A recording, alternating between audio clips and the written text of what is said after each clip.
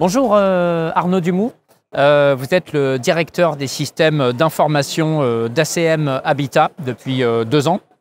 ACM Habitat, je le rappelle, c'est le premier bailleur social d'Occitanie qui gère un patrimoine de plus de 21 000 logements et qui fait partie du groupe public Altemed.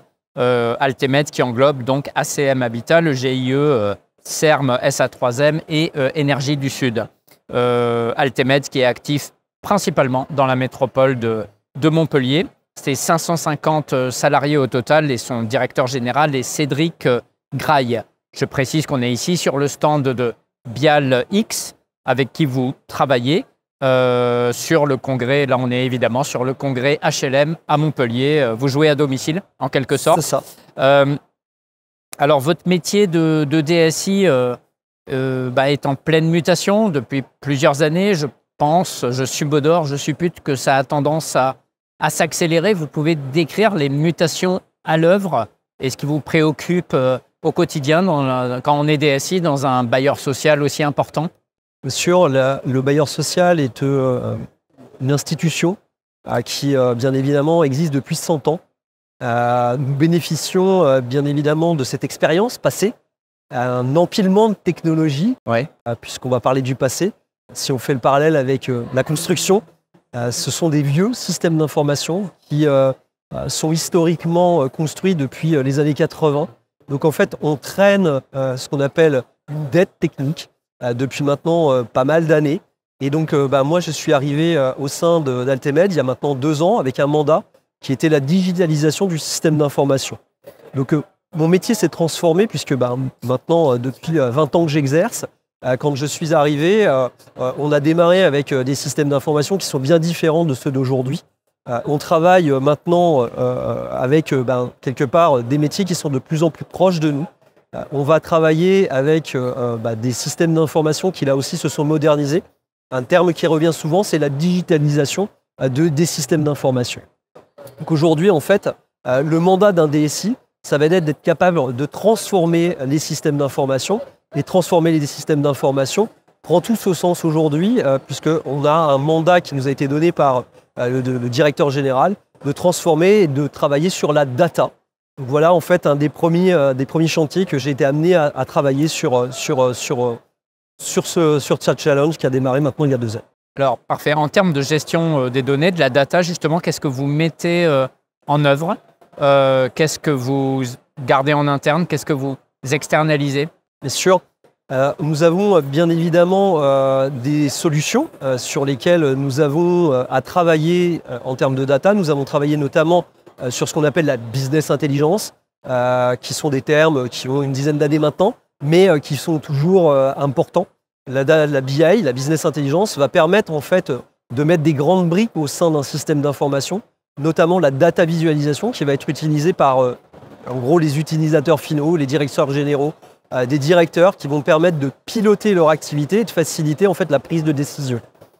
Ce qui nous a été demandé, c'est de travailler sur la mise en œuvre de solutions de pilotage, notamment avec ce qu'on appelle des indicateurs de performance.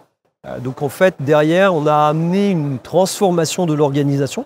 Donc la direction de la performance, avec qui nous travaillons main dans la main, les directions métiers, avec qui là aussi nous travaillons dans la main, vont bien évidemment nous demander d'avoir des solutions qui sont à la fois flexibles. On va être obligé d'avoir des solutions qui demain vont nous permettre d'accueillir de nouveaux questionnements. Donc on va travailler sur la mise en œuvre d'outils performants pour répondre à des questions de nos métiers.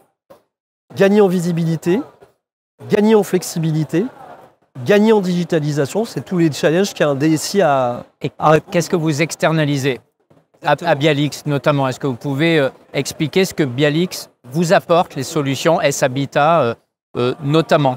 Alors, ce que va nous permettre en fait une structure comme BIAL-X, ça va être déjà d'être en capacité de nous apporter un savoir-faire technologique.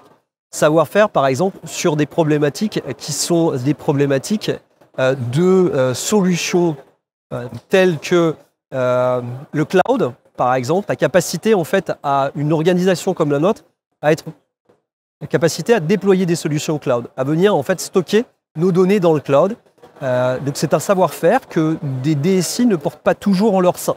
Donc en fait, le fait de faire appel à des partenaires va nous permettre en gros derrière d'être en capacité à venir déployer des solutions dans le cloud.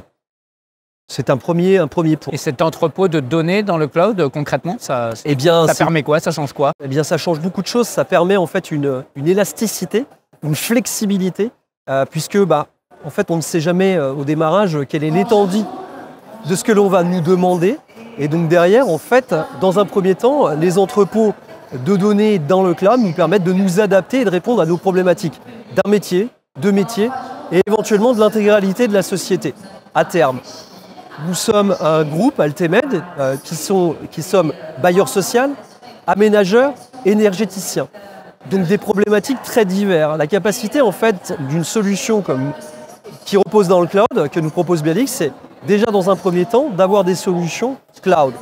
Dans un deuxième temps, c'est une expertise en tant que bailleur social et donc derrière en capacité à nous créer des entrepôts de données qui sont pré-packagés à notre métier. Et derrière, en fait, ils nous enlèvent toute une complexité de démarrage d'un projet, donc de démarrer beaucoup plus rapidement un projet, et donc derrière, en fait, de digitaliser plus rapidement toute la data visualisation en nous proposant des entrepôts pré-packagés parce qu'ils ont une connaissance réelle et fondée de notre métier. C'est une espèce de socle hybride, c'est un peu ça, quoi. Absolument. Ce que vous appelez, je crois, dans votre jargon. Exactement. Nous sommes dans ce qu'on appelle des socles hybrides, dans la capacité à Bialix à mixer une donnée qui va être à la fois dans le cloud et à la fois on-premise, puisqu'on avait des entrepôts de données qui sont déjà existants. Très bien. La gouvernance de la donnée au sein d'ACM Habitat, il faut quand même faut la mettre en place aussi. Comment vous faites? Alors c'est une très bonne question puisque quand nous travaillons en fait sur on va parler en anglicisme qui est le change management, la gestion du changement, nous avons face à nous des métiers qui ne sont pas du tout familiers avec les concepts de la business intelligence. Des entrepôts de données. Par exemple, les métiers qui ne sont pas familiers, c'est... Par exemple, la gestion locative, la gestion du patrimoine, ça va être aussi la proximité qui compose en fait le gros des troupes d'ACM Habitat. Donc on va avoir face à nous des gens qui ne sont pas familiers avec ces technologies-là. Donc pour faire simple, nous avons choisi en fait de mettre en place une gouvernance de la donnée et travailler avec le service de la performance chez nous qui va définir des indicateurs de performance qui va permettre de piloter l'activité. Nous derrière en fait on va travailler main dans la main avec des directions de la performance, la direction métier et la direction des systèmes d'information pour établir en gros des indicateurs de performance, des dimensions sur lesquelles nous voulons représenter ces indicateurs-là. Par exemple, nous voulons avoir le nombre de logements, nous voulons savoir le nombre de demandes de nos clients, par exemple sur les typologies de nos locataires. Ça nous permet en fait de discuter avec eux, de travailler en atelier et de travailler en fait à du maquettage.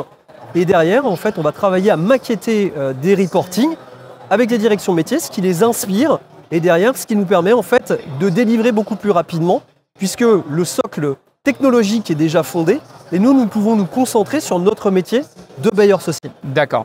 Et comment on migre vers des nouveaux types de requêtes, vers de la data visualisation, enfin c'est aussi des nouveaux process à mettre en place en interne? Quand nous avons affaire à des métiers, par exemple, nous devons déjà ce qu'on appelle décommissionner les anciennes requêtes qui leur servaient pour pouvoir les mettre en data visualisation. Très souvent, la direction générale a une vision assez précise de ce qu'elle veut au final. Mais en fait, le cheminement pour arriver jusqu'à la cible nécessite en fait de travailler en proximité avec les directions métiers pour qu'elles soient bien d'accord sur l'indicateur, par exemple, du nombre de logements, qui est un indicateur simple pour une direction générale, mais qui, quand on rentre dans le détail, en fait, on peut très vite se perdre. Et en fait, on va travailler avec la direction métier justement pour garder la cible et travailler avec eux pour amener en fait en visualisation ce fameux indicateur, mais que tout le monde parle d'un langage commun. Et ça, nous parlons de la gouvernance. Peut-être la dernière question, Arnaud, sur l'intelligence artificielle, d'une part, parce que c'est l'étape d'après, aussi évidemment l'enjeu de la cybersécurité. comment il est pris en compte. Enfin, c'est ces deux points rapidement. Ouais. Très souvent, la cybersécurité, ça va être l'accès aux données. L'accès aux données, c'est quelque chose qu'on met en place avec notre partenaire, Vialix, sur justement les contraintes d'accès aux données, l'encryption des données, le fait que seules certaines personnes ont accès aux données. On va parler en fait de protéger notre entrepôt de données. Ça, c'est quelque chose que l'on fait très simplement, notamment sur des solutions cloud. Le deuxième aspect, en fait, ça va être cet aspect justement j'ai oublié la question, pardon. Intelligence artificielle aussi. Sur la partie intelligence artificielle, on va être effectivement là sur des traitements, notamment par exemple sur notre ACM Habitat, sur la capacité en fait à travailler sur une lecture par exemple des données de notre IoT. Donc les objets connectés. Exactement, les objets connectés. Donc l'IoT va nous permettre en fait de collecter de la donnée. Nous allons par exemple, et je prends un exemple très concret, les ascenseurs. Un ascenseur aujourd'hui, on est capable de savoir qu'il monte et qu'il descend, que les portes s'ouvrent. Mais comment on est capable de savoir précisément qu'il est en panne? C'est pas si simple que ça. Donc en fait, on a développé avec des partenaires de l'algorithmie qui nous permet de savoir si notre ascenseur est en train de savoir s'il est en panne ou pas en panne, par rapport à des modèles qu'il établit lui-même. Donc là, nous sommes vraiment dans l'intelligence artificielle. Avec des enjeux de maintenance prédictive après. Et on tombe bien évidemment sur ces enjeux de maintenance prédictive. Et donc cette capacité en fait à savoir que par exemple une VMC va tomber en panne, de savoir qu'un ascenseur a un comportement erratique et qu'il va tomber en panne, donc de capable de prévenir nos partenaires en amont et donc de travailler en fait sur du prédictif plutôt que sur qu'un locataire nous appelle. Voilà, et c'est sur des aspects techniques, le prédictif, mais aussi sur de la gestion locative comme les impayés ou les états des lieux, ça joue aussi. Quand nous sommes sur du prédictif, en fait, on va éviter d'avoir un volume de locataires qui sont insatisfaits, par exemple, parce que l'ascenseur est en panne.